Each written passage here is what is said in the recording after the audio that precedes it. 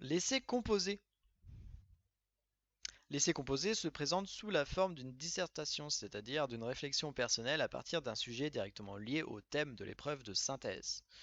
Cet exercice s'ouvre sur une approche personnelle permettant de mettre en évidence la capacité de compréhension et d'analyse d'un sujet ainsi que la maîtrise de la langue et l'aptitude du candidat à organiser ses idées et à rédiger.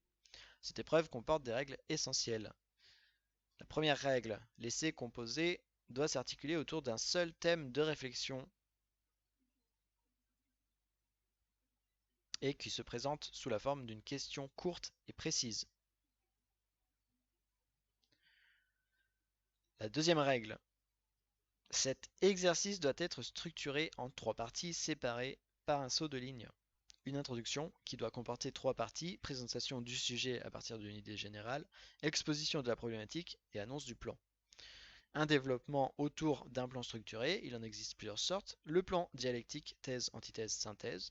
Le plan analytique, constat, cause, conséquence, comportant éventuellement des sous-parties au niveau local, international, en théorie, en pratique, dans le domaine économique, dans le domaine social, chez les pauvres, chez les riches.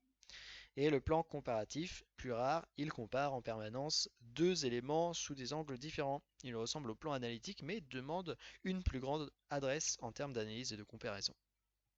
Et enfin une conclusion qui doit être normalement articulée autour de deux parties.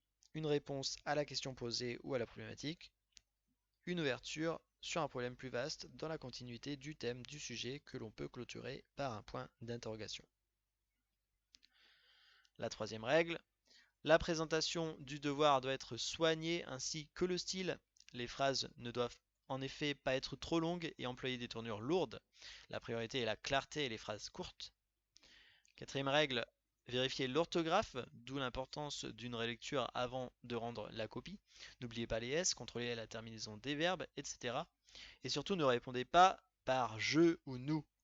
Restez informel en utilisant des termes généraux comme l'ensemble des individus, la coutume veut que, en règle générale, les jeunes, ceux qui n'ont pas accès aux soins, etc. Cinquième règle, vous pouvez vous inspirer des idées des auteurs du dossier de synthèse pour faire votre dissertation, mais n'oubliez pas d'avoir votre propre réflexion illustrée par des exemples.